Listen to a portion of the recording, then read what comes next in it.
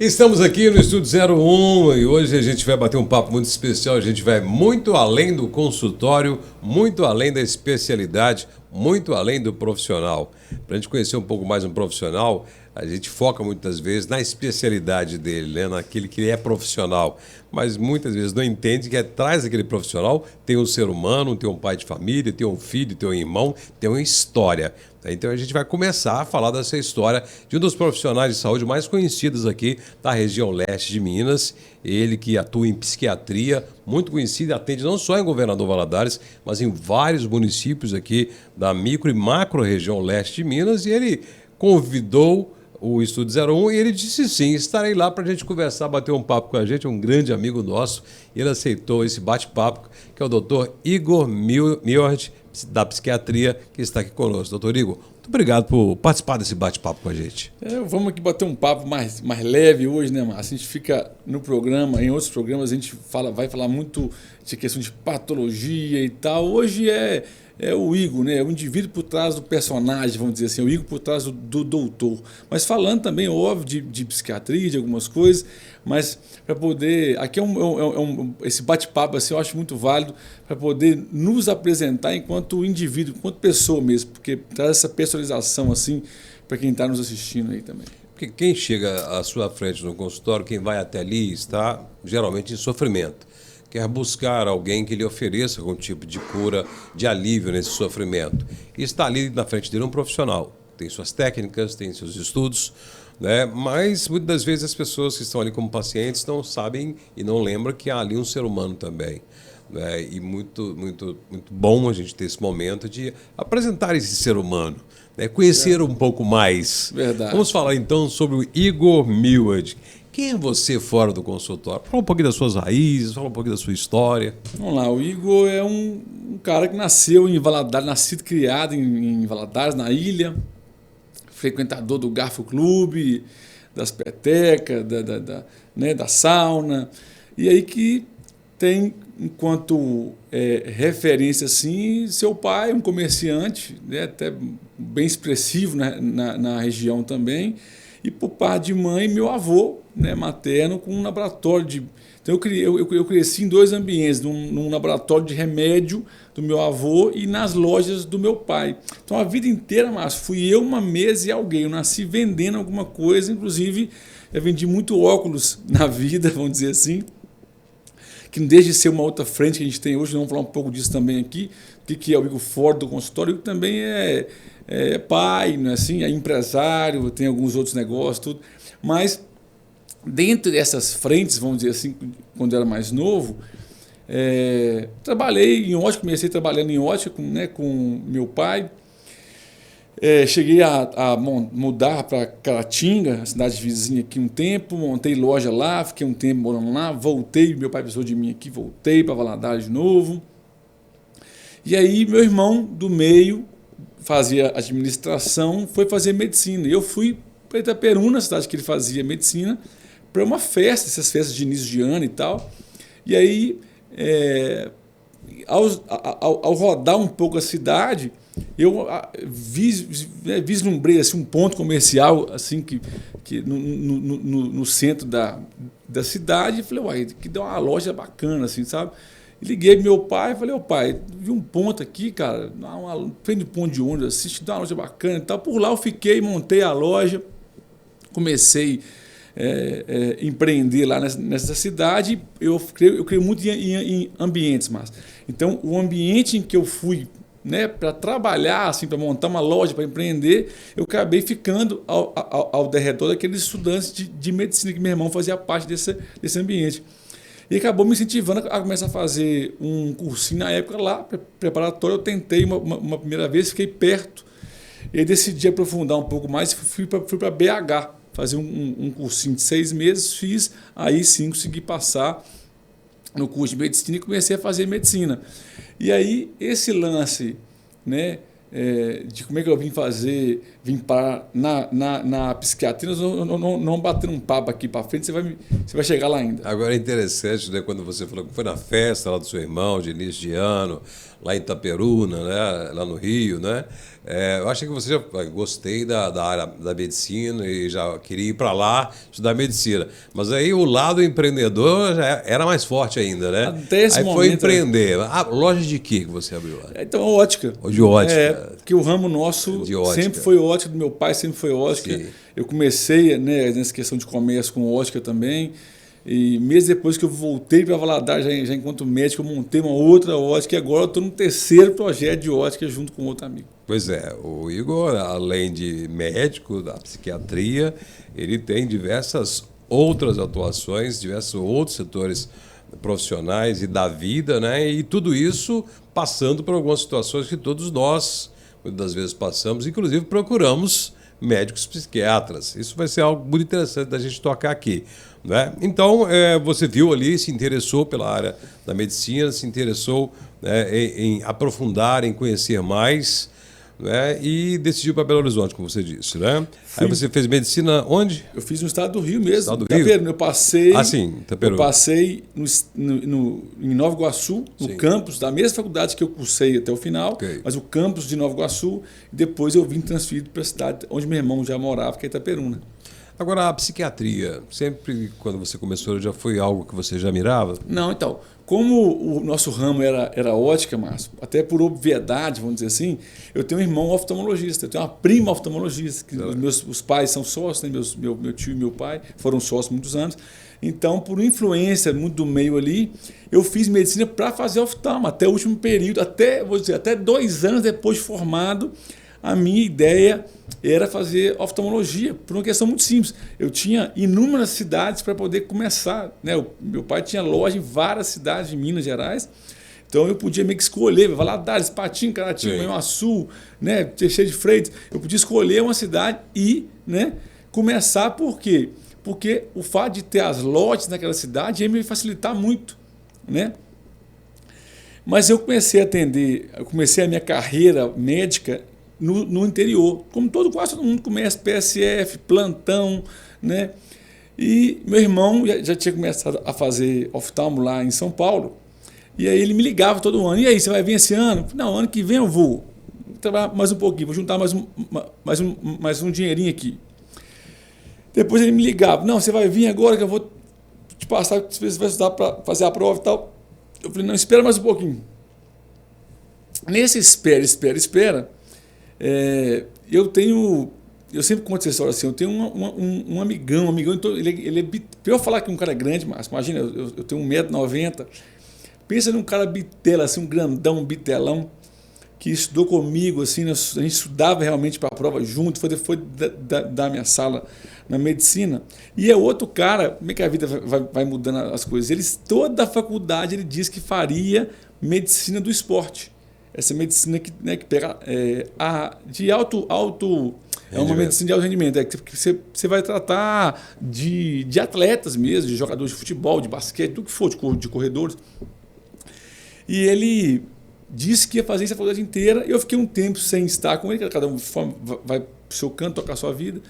E um dia ele me liga, Márcio, e fala assim: na faculdade todo mundo tem um apelido, né?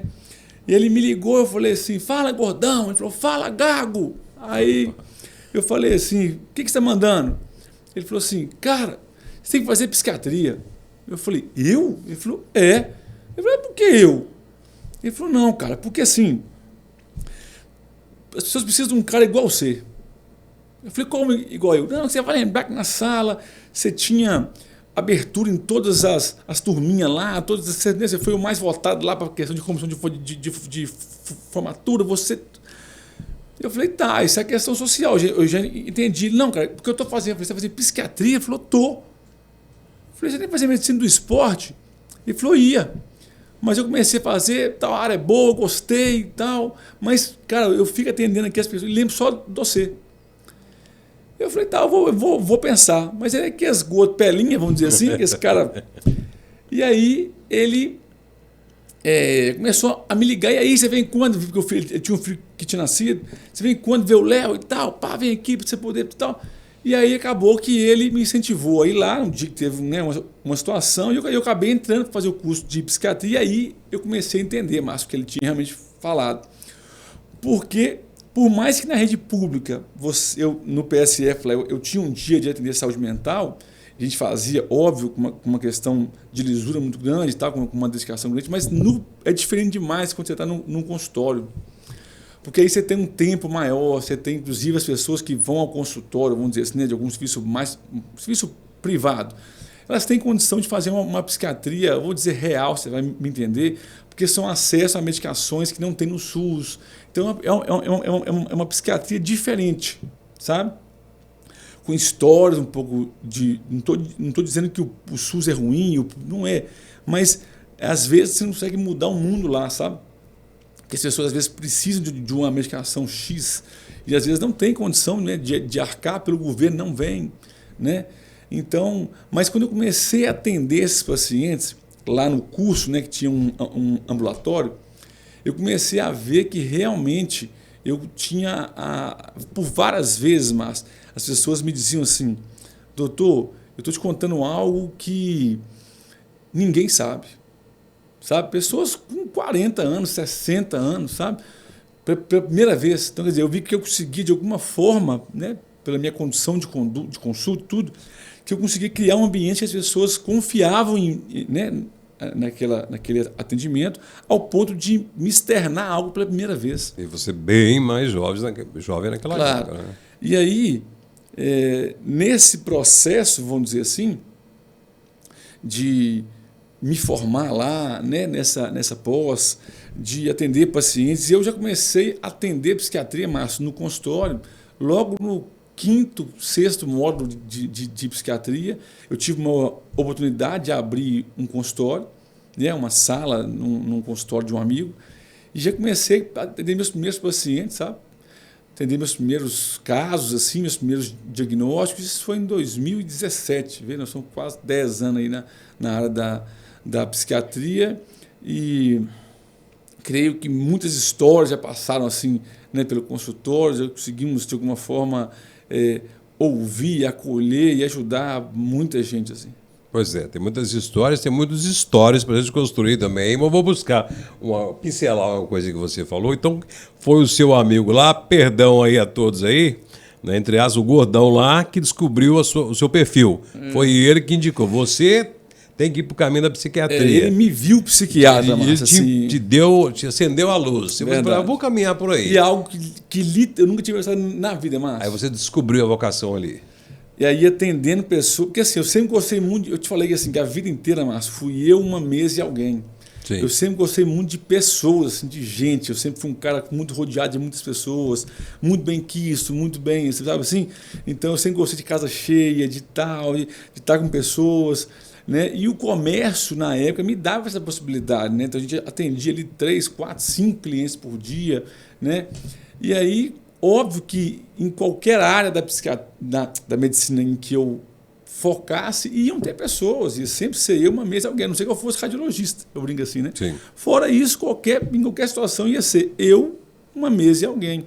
O lance é que a psiquiatria, Márcio, é a única, eu acho, que é a única especialidade que você consegue acessar essas pessoas, assim, que tem de mais íntimo nelas, assim.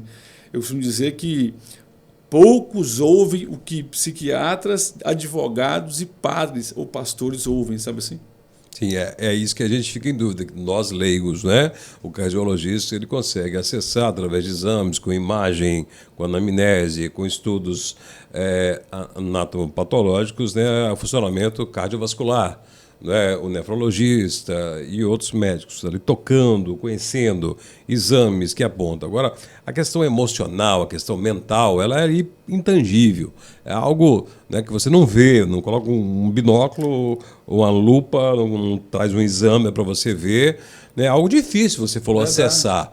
Então, para isso, você tem que criar uma identidade de confiança com a pessoa, né, para você mergulhar e a pessoa tem que deixar você se abrir para você tudo aquilo que você diz que ninguém sabe dela, né? E aí até as técnicas para isso, logicamente que no banco da academia ensinam, mas o dia a dia ensina também, não é? Acredito, muito. Na psiquiatria, Márcio, o máximo que existe são escalas para você poder mensurar ou classificar ou quantificar o quão um paciente encaixa num quadro ou outro, assim, sabe? Mas a psiquiatria é meramente uma entrevista constante, uma percepção constante, e a gente é feedback assim, totalmente dependente. São as respostas, mas óbvio que a plenitude dessa área, talvez, Márcio, esteja no quão esse profissional consegue absorver, retirar, sabe assim, e criar esse ambiente para que esse paciente não o esconda. Exemplo, hoje eu tive uma situação adversa de uma paciente que marcou um retorno comigo. Ela chegou lá, sentou e falou assim: doutor, me perdoa. Eu falei: como assim? Ela falou assim: eu menti para o senhor. Eu falei: você mentiu ou omitiu? Não, eu menti mesmo para o senhor. Porque, exemplo, tem 2 meses que eu não estou tomando nenhuma das medicações que o senhor passou pela manhã e eu não quero enganar o senhor, porque eu sei que o senhor faz um trabalho muito sério e o senhor quer me ajudar e eu não posso. Tanto que desde que eu vim aqui, tinha 3 dias que eu vim aqui, eu não estou nem dormindo direito porque eu estou numa situação de que eu preciso te contar, porque eu não. Sabe assim? Então, isso, esse grau de confiança, esse grau de. Sabe assim? Do paciente perceber o quão sério, o quão você leva a sério o caso dela, entende? É como se ela dissesse o seguinte: o senhor está mais preocupado comigo do que eu mesmo, sabe? E muitas vezes acontece isso mesmo. Muitas vezes a gente tem muito mais vontade que a pessoa melhore do que ela mesma. São estágios da própria doença, mas acontece isso várias vezes. Agora, uma particularidade do Igor que eu sei, né, e a ciência, muitas das vezes, fala que a ciência ela caminha para longe da fé. Sim. Né? Falam que muitas vezes cientistas, médicos, pesquisadores, elas caminham para mais longe possível da fé. Mas no seu caso, que eu sei que é o contrário. A fé e a espiritualidade sempre foram a base da sua família e continua sendo até hoje a sua base, inclusive da sua família, do seu núcleo familiar de agora, que são sua esposa e seus filhos. Né?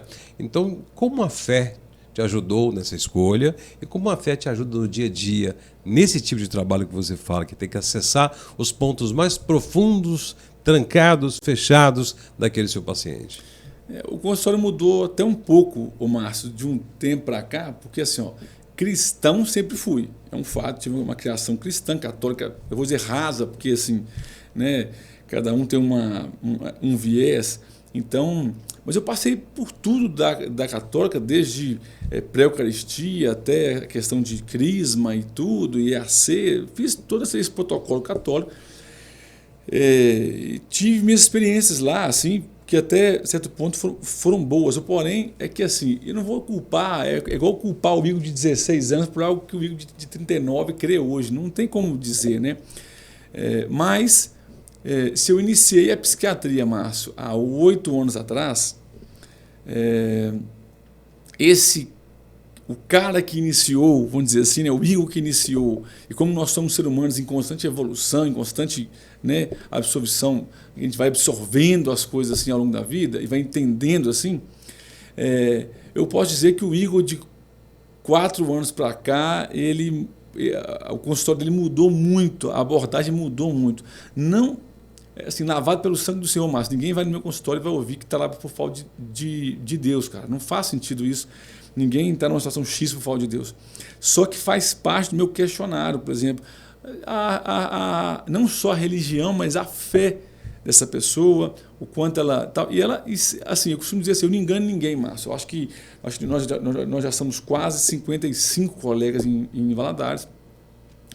Deve ter até quem é ateu, eu não sei, tá? Só estou supondo, pode ter que tenha até quem é ateu, mas eu não enganei ninguém. Se você for no meu perfil do Instagram, você vai ver que está lá descrito que eu sou um desses improváveis de Deus, por exemplo. Não por ter sido um cara ruim assim antes, mas Eles não falam que talvez é mais fácil, né, assim, um camelo passar num vão de agulha do que um abastado entrar no reino dos céus. Eu sempre tive uma condição assim de vida muito, né, legal, muito resolvida, né? Então eu andei por muitos lugares assim e andei por alguns extremos assim. Então talvez por esses extremos em que eu andei, que eu seria talvez um improvável de estar aqui hoje, por exemplo, falando de Deus para você nessa plenitude. Mas então de 4 anos para cá, esse viés, eu não vou dizer religioso, porque eu sou muito pouco, eu fiquei muito cristão, Márcio, eu fiquei muito pouco religioso. Então, esse viés cristão, ele é um viés do consultório mesmo, assim. Eu costumo dizer que eu não enganei ninguém, porque no meu Instagram tá lá, se você for no meu consultório, é bem provável que esteja tocando um louvor na recepção.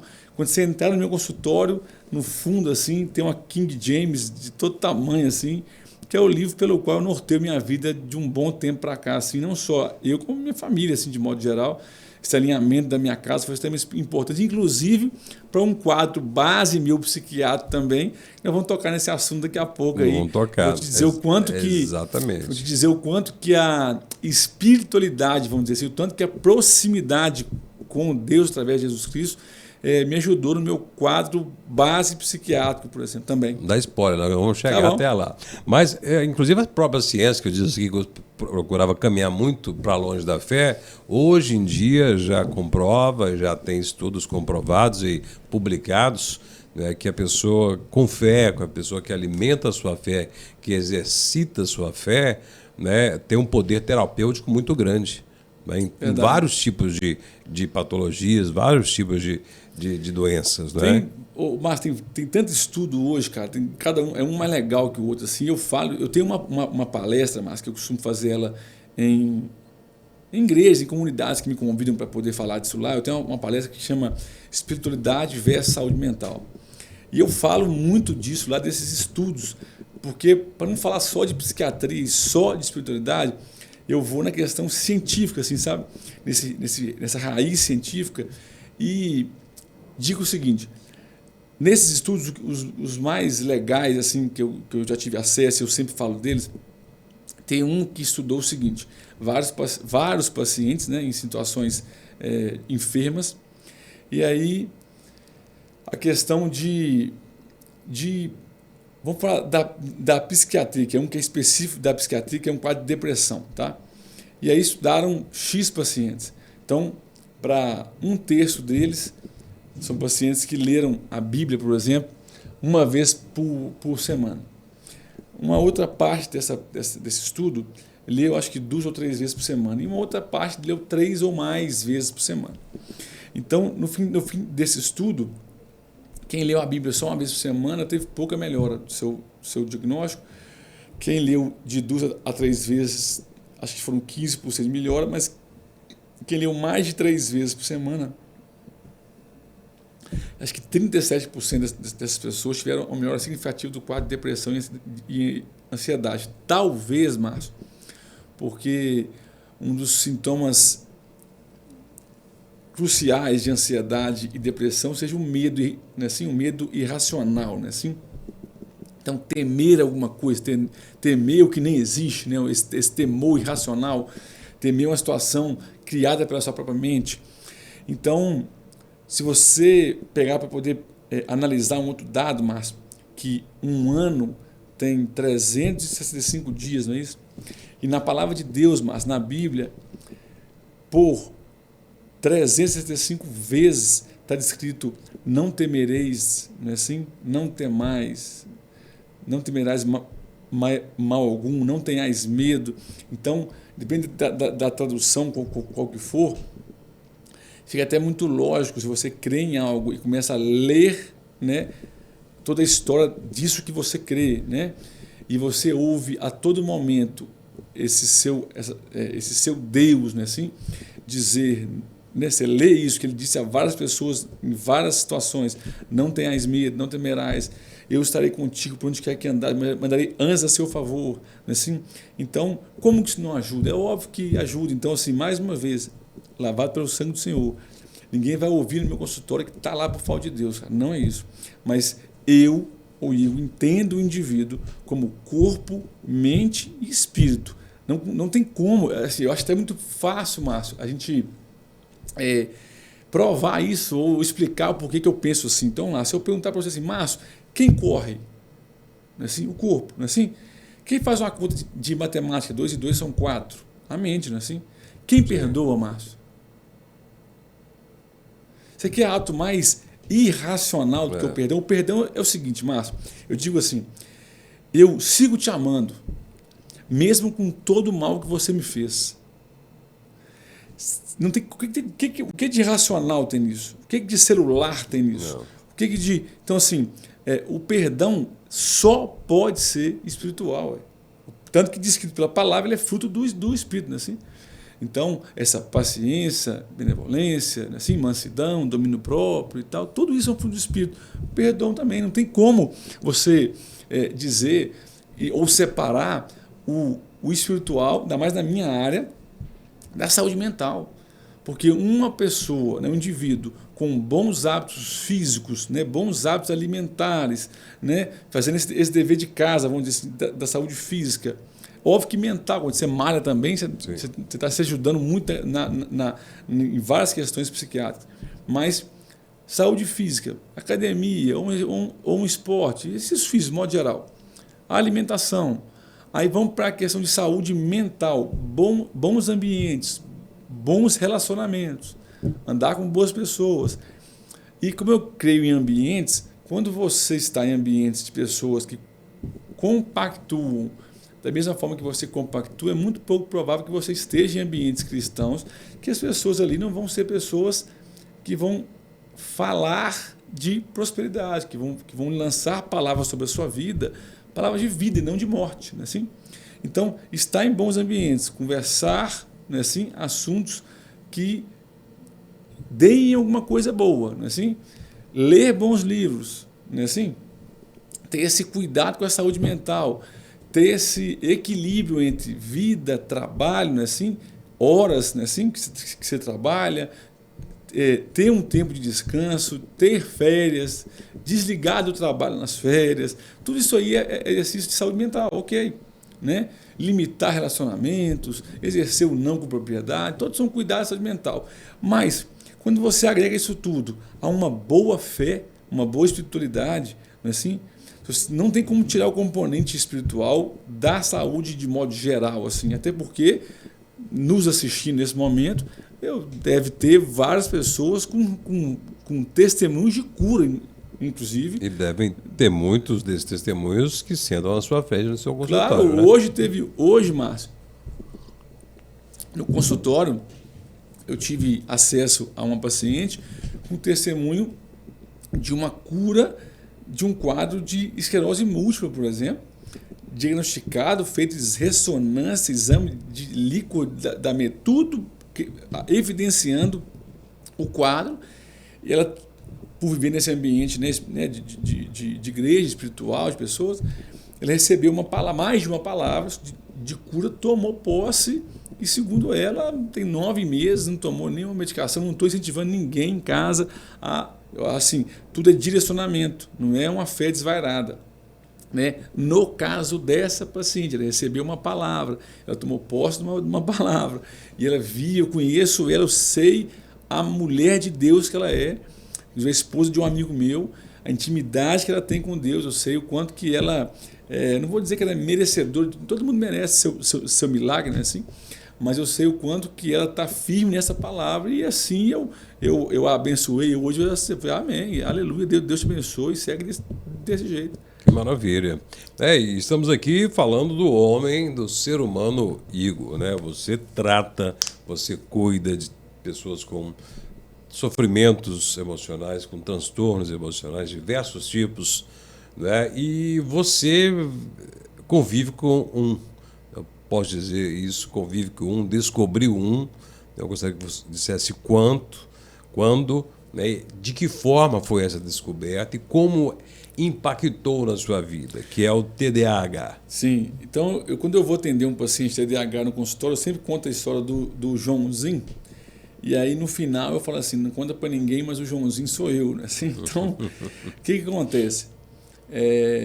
Eu vinha, assim, hoje, né, voltando à fita, e quando eu fui aprender mais de psiquiatria e tudo, Eu estava nesse curso, Márcio, que eu te falei, em BH, e aí eu fui atender um paciente.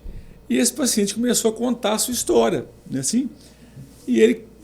Só que parece que eu estava de frente a um espelho, que tudo que esse paciente contava, a forma que ele vinha na vida até então, eu falei, não, isso, né? Eu fui... Como é que funcionava lá na época, Márcio? Você atendia um paciente, assim que funciona nos ambulatórios assistidos. Você atendia um paciente, certo? Depois você pegava aquele caso, ia discutir, né, com o seu preceptor, chegava numa conclusão de hipótese diagnóstica, medicação, blá, blá, blá, e tal. Você voltava, chamava o paciente de novo, prescrevia e tal. Então, quando eu fui discutir o caso desse paciente com o meu preceptor, ele falou assim, TDAH, né, velho? Aí eu falei, então, desce lá, prescreve tal medicação, pede para voltar mês que vem, reavalie e tal, fala um pouco da psicoeducação, né, de ser TDAH e tal.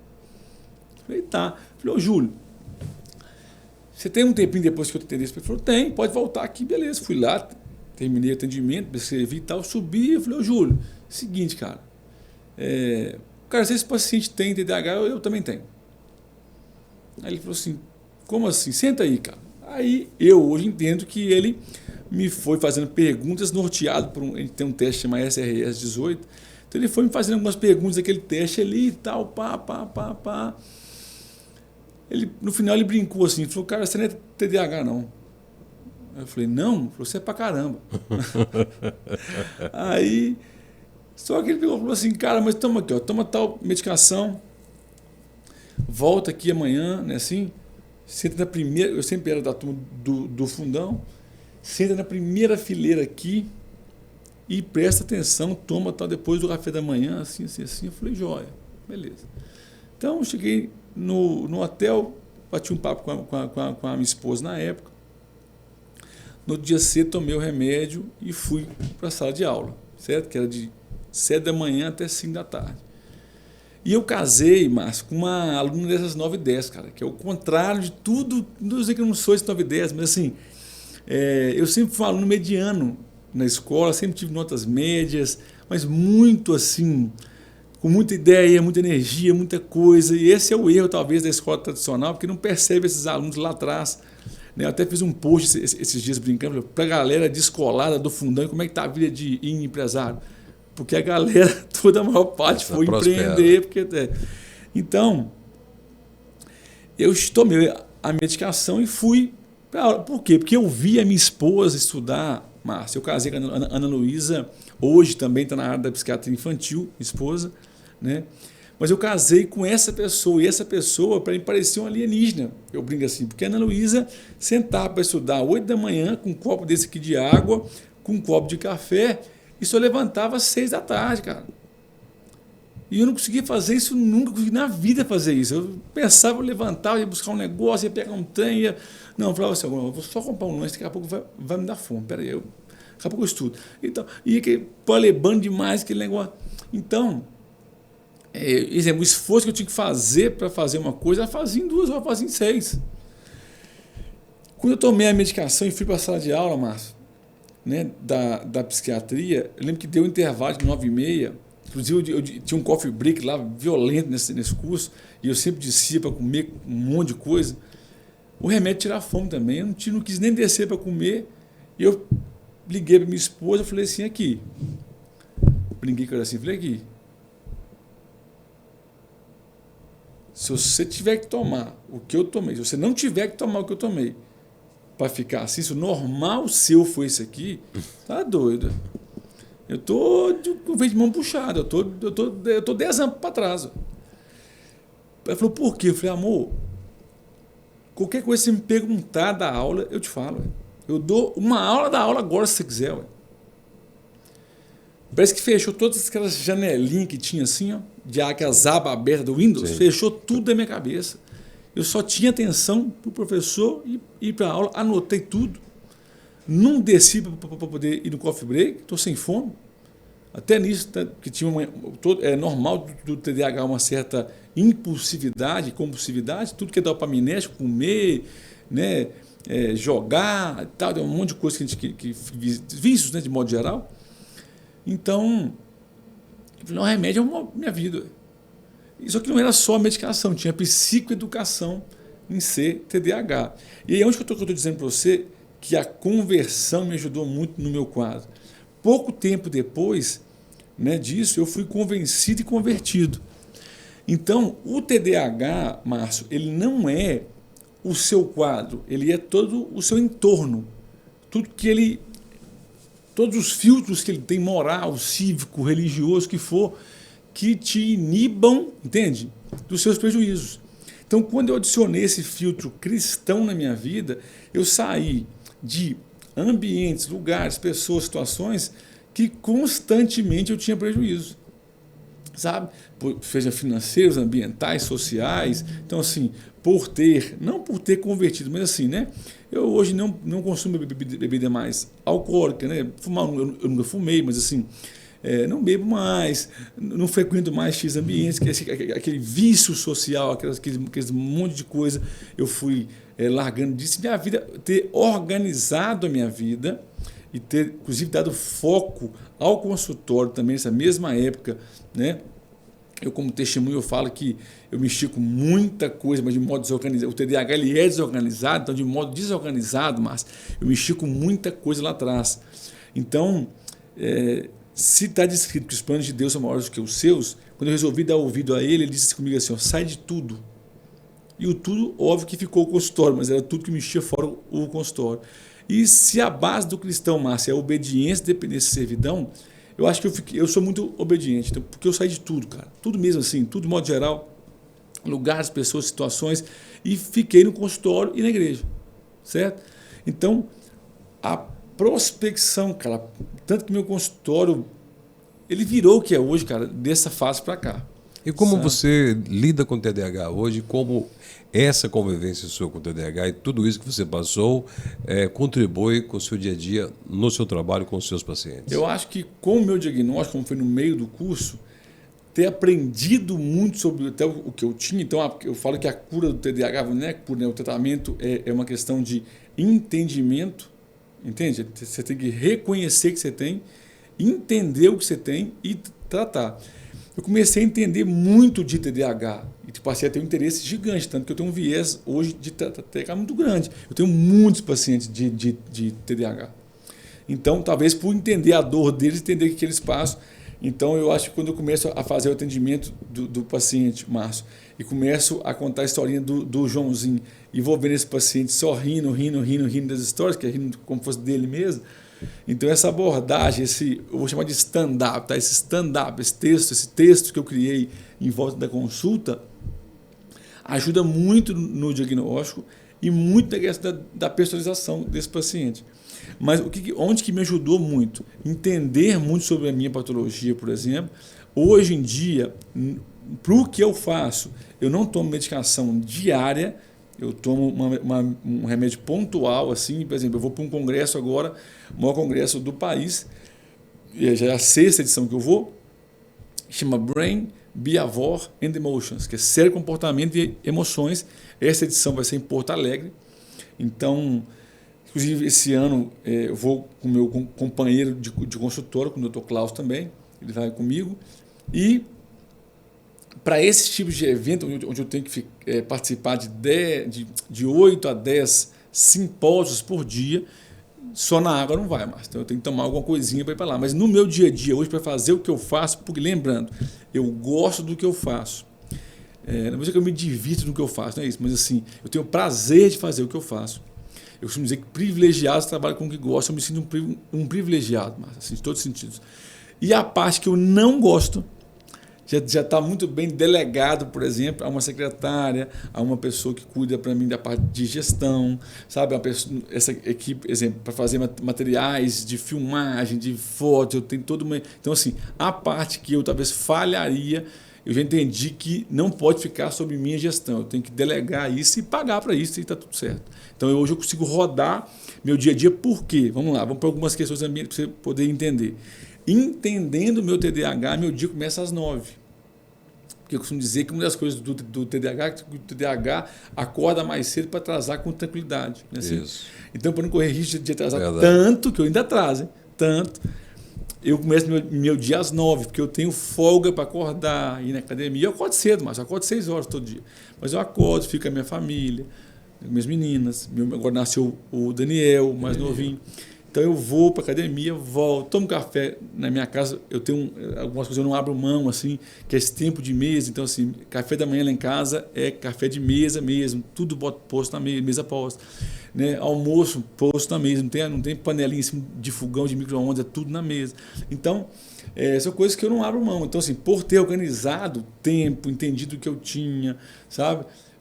Eu hoje não preciso de medicação diária, não necessito para rodar meu dia a dia, mas para questões pontuais eu preciso lançar a mão da medicação, porque senão eu não consigo ficar 8, 10 horas com uma atenção vidrada numa coisa só, em múltiplos temas e aquele monte de coisa, não dá. Hoje você consegue, então, entender, a primeira passo é entender o TDAH e também saber administrá-lo, controlar e, se for preciso, lançar a mão da medicação para poder te auxiliar nisso. Organizar é o primeiro passo, que assim, você tem que começar a ter o hábito de programar sempre o seu dia seguinte. Então, assim, qualquer coisa que eu marque, eu tenho uma agenda hoje, assim, o que facilitou muito? A mesma agenda do consultor é a mesma agenda minha pessoal, certo? Então, qualquer coisa pessoal minha, eu peguei o hábito de colocar na agenda. Eu não me forço a lembrar, porque vamos lá, Márcio. Qual que é o ganho que existe em tratar TDAH? O paciente ele tem que começar a ganhar um pouquinho mais dele mesmo. Que é muito pouco provável, mas que você encontre um TDAH triste. Muito pouco provável. A situação real desse indivíduo é exaustão de si. Ele está cansado de perder para ele mesmo todo dia. Então, o tratamento consiste em que ele seja psicoeducado de modo ambiental e, óbvio, medicação, porque ele consiga ganhar um pouquinho dele mesmo, sabe? Então, o que muda? Por exemplo, todo paciente TDAH, Márcio, ele é um pouco anancacho. O que é isso? Ele é solicita a todos, ele tem cara muito dado. Então, vamos supor que nós somos parceiros aqui desse programa, a gente trabalha junto e tal, e aí você vai viajar, né, para um lugar frio, e você comenta assim, ô Igor, eu vou viajar para o Chile e tal, eu preciso comprar uma roupa de frio. Eu falo, não, mas eu tenho lá em casa, cara, te empresto, já viajei para Bariloche, pô, tem aquelas roupas de carneiro por dentro, nós somos do mesmo tamanho, pô, te empresto, você vai, roupa de frio, pô, largona, todo mundo usa e tal. Amanhã eu trago para você. Eu marco uma coisa à minha demanda, que eu não vou lembrar, cara. Eu vou chegar aqui amanhã, negócio do Márcio, puta. E aí, você vai dizer, e a roupa? Não, mas pega você no almoço. Então, assim, o que muda? Você vai deixar de ser uma pessoa boa? Não, pô. É dizer assim, Márcio, seguinte, cara, eu tenho lá em casa. Certo? Mas me dá uma ligadinha amanhã às 6h30. Né? Vamos adiantar a fita. Amanhã, 6h30, certo? Você com pão na mão, café no outro, mordeu o pão, o telefone. Márcio, minhas roupas, hein, cara? Pega o pão, põe em cima do café, vai lá, pega as roupas, põe dentro do carro, pode ser até que você esqueça que você levou. Entende? Mas você levou. E volta e acaba de tomar esse café. Então, estou dizendo que depois de acontecer, de você chegar lá no trabalho e esquecer lá embaixo no carro, mas você levou, pelo menos. Então, cara, por quê?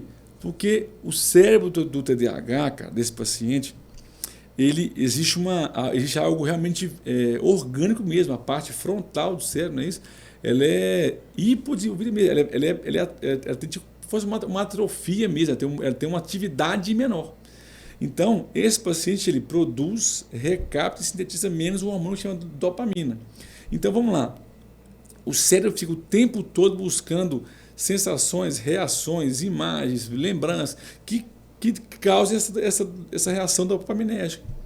Então, uma coisa que é para o outro, não é para mim, não tem tal, não sei o que, eu acabo esquecendo. Eu vou, no fração de segundo eu já vejo outra coisa e esqueci e vou embora. E identificar o TDAH e você como profissional entender o TDAH e tratar pessoas com TDAH hoje ajuda a entender quantas pessoas no passado que tanto sofreram e que sofrem hoje, são adultos, né?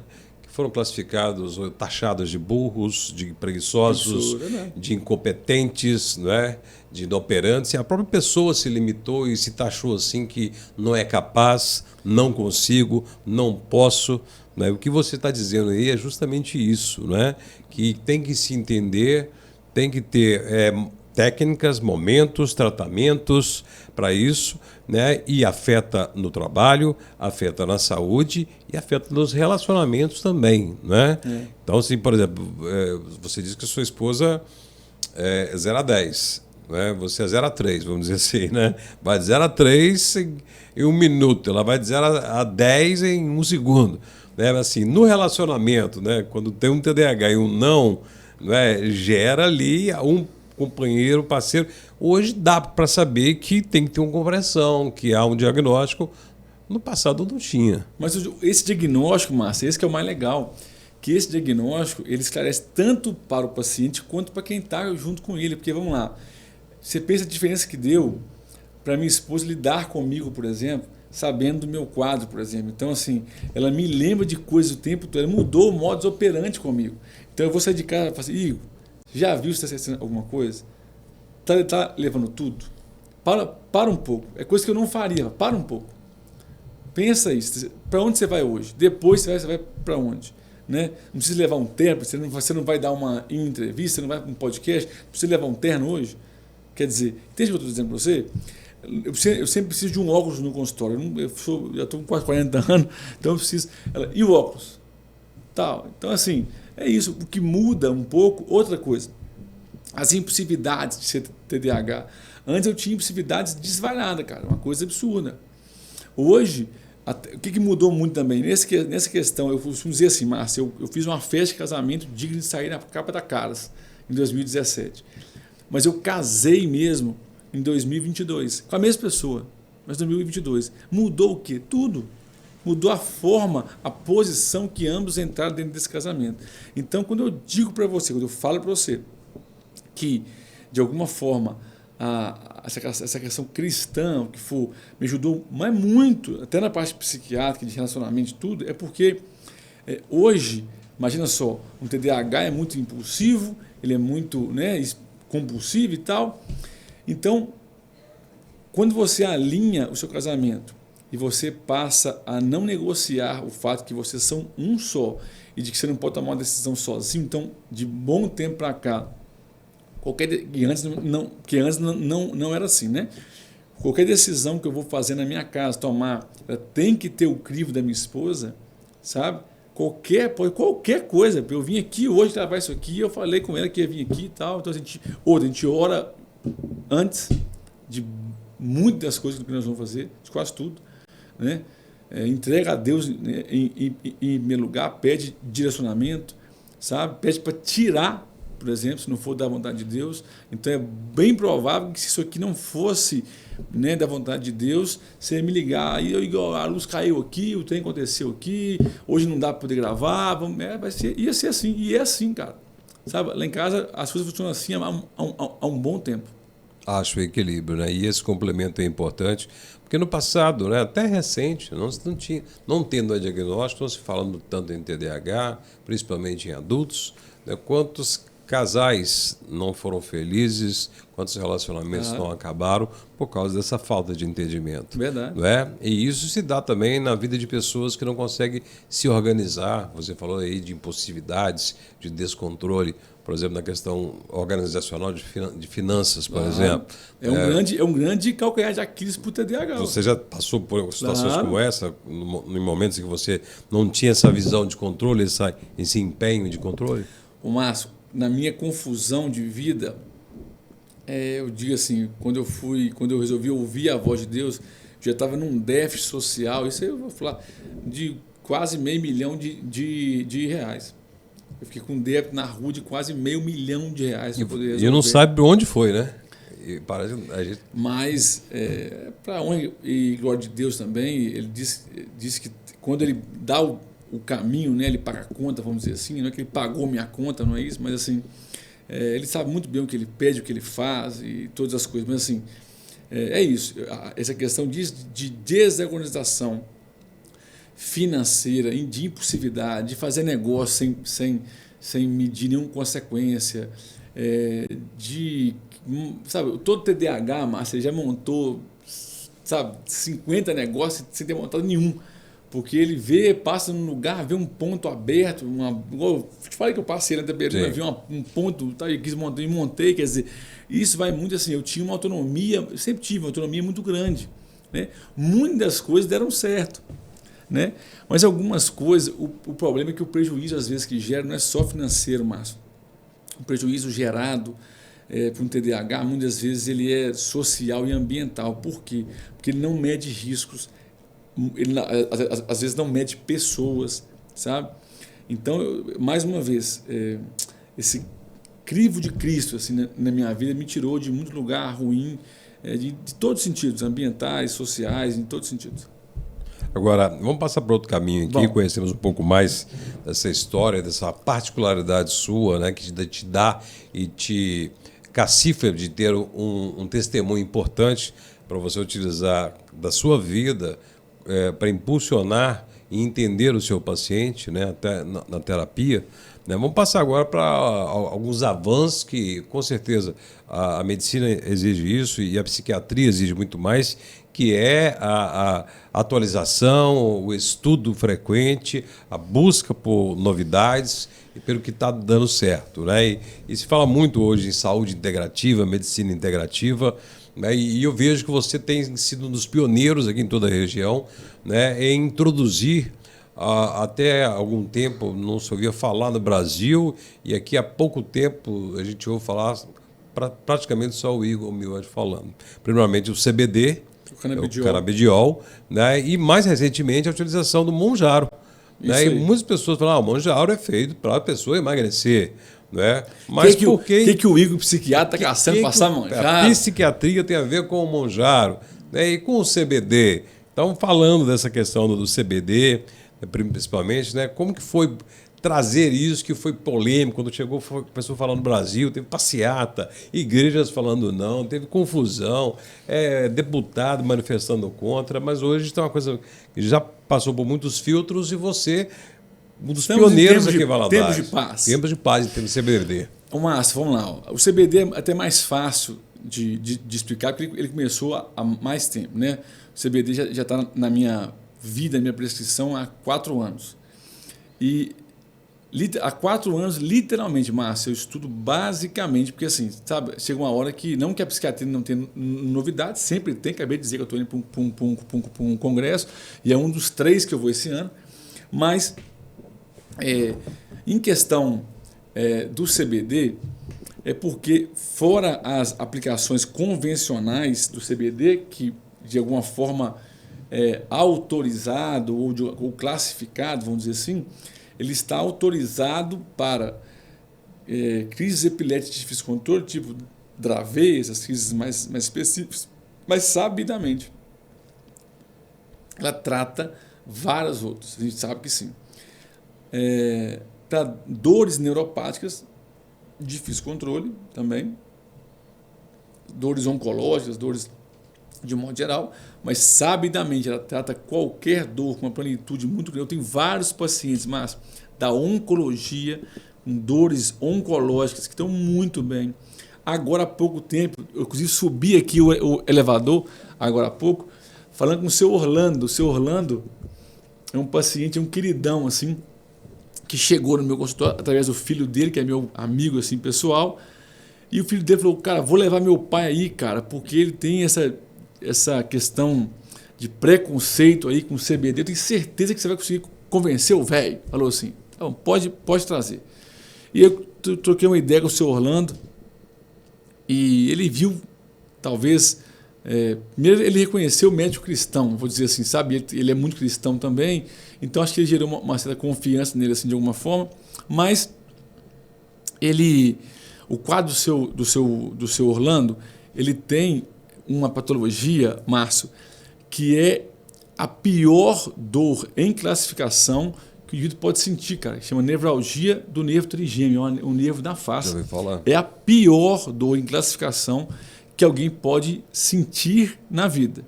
O seu Orlando tem esse quadro, uma nevralgia do nervo trigêmeo, já tinha tido inúmeras lesões na pele, melanomas, e sabidamente tem vários estudos de CBD também para tratar melanoma, e ele também tem um quadro de psoríase grave. Ele chegou lá no consultório, Márcio, com o rosto e o pescoço todo vermelho, assim, bem irritado, bem vermelho, assim.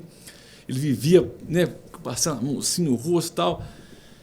Então, com dor, presta atenção, dor, questão dermatológica, certo? Sim. De psoríase. E ele estava, segundo ele, ficando muito tonto e com uma disartria para andar. Se eu colocar aqui, ó, o último vídeo que o senhor Orlando me mandou, que é uma figura, ele me mandou e falou o seguinte: doutor, quer ver? Ó, é mais fácil eu botar aqui, botar para vocês escutarem. Ó. Ó, o senhor Orlando. Ó. Meu nome é Orlando Vidal de Gouveia, eu faço um tratamento com CBD, é minha 4ª semana. Hoje eu iniciei tomando 5 gotas, 5 de manhã e 5 à tarde, e estou sentindo bem melhor, bem melhor, minha pele já melhorou e o meu equilíbrio também está bem melhor. E a dor já está praticamente zerada.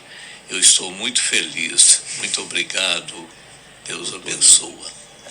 Então, são esses relatos, Márcio, que fazem a gente acreditar e ir atrás de uma medicina que por muitos é desacreditada, né? Por muitos, inclusive, pregam aí e postam coisas que a favor de medicina com evidência. Você quer evidência maior do que essa, Márcio? Um senhor de 85 anos. Com um alto sofrimento, né? Gigantesco. Que até 4 semanas, um mês atrás, Márcio, ele não conseguia tomar café e almoçar sem que sentisse uma dor que você não tem noção. Com um rosto, eu vou mostrar para você ver aqui, um rosto. Olha o rosto dele antes e olha o de agora. Olha essa imagem aqui, ó. Olha o rosto dele. Olha essa aqui, ó. Vê se é a mesma pessoa. Ó. Isso com um mês. Vamos colocar até na tela essas imagens. Depois eu jogo para vocês. Com certeza. Você vê o que é o antes e depois. Olha aqui, olha ele hoje. Vê se é a mesma pessoa. Não. 30 dias depois. Não é. Então, assim, e ele não só questão dermatológica, como a questão de a dor dele não é uma dorzinha, não, mas é a pior dor Sim. que alguém pode sentir na vida. E ele dizer que até as dores estão quase cessadas, que ele tem dormido bem, que ele acordava várias vezes na noite, sabe? Que tem dormido bem, alimentado bem. A palavra dele assim, fala que eu estou voando. Então, assim, é muito satisfatório. Fora o seu, eu tenho diversos pacientes, Márcio, com quadros de Alzheimer, Parkinson. Minha esposa, né, Ana Luísa, está fazendo agora a psiquiatria infantil. Ela está com diversos pacientes com quadro de autismo. Você não tem noção, Márcio, o que é uma criança com autismo nível 2 e 3. Não só a criança, Márcio, não só, sabe, mas pouco se fala sobre os cuidadores dessas crianças, a mãe do atípico. Márcio, boa parte das vezes, tá? Não, infelizmente, os provedores, né? Sim.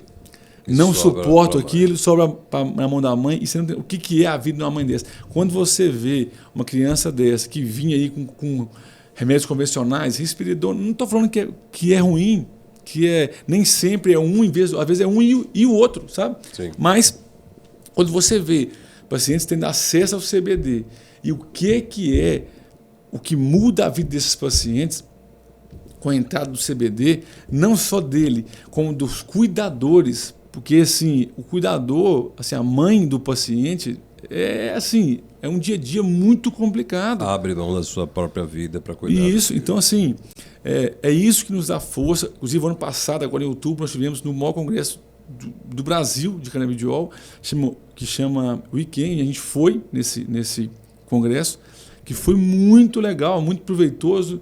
A gente tem acesso a várias empresas, várias novidades. Você tem uma ideia, Márcio? Eu voltei de lá, inclusive, com uma linha hoje no meu consultório, no meu dia a dia, tá? Se você me perguntar, eu acordo, escovo o dente com pasta de dente de CBD.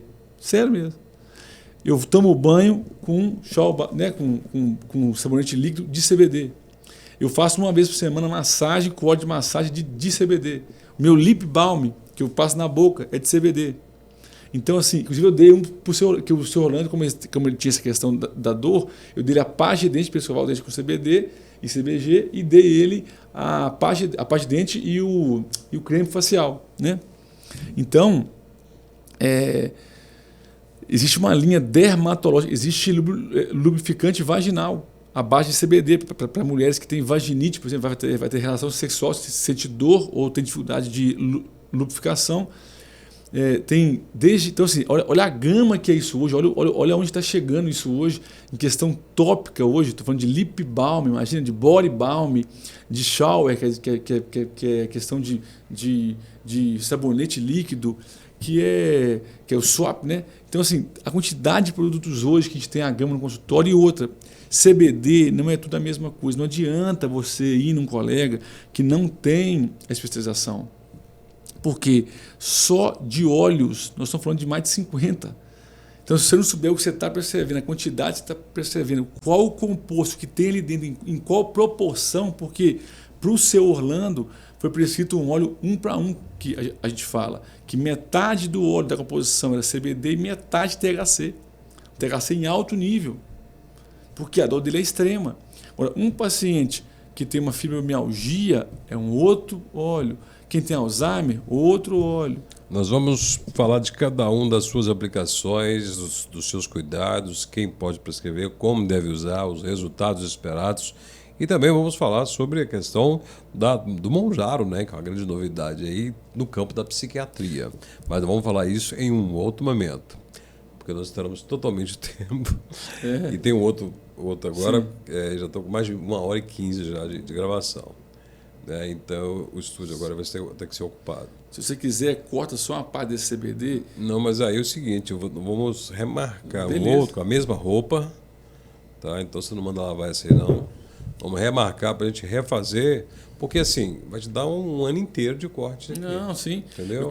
Quanto mais material a gente produzir, melhor. Eu queria só fazer esse desse tempo, de 3 minutos, de a gente falar só da questão, pode continuar depois, da tizepatida. Porque merece a gente falar um pouco mais. Falar mais longo, então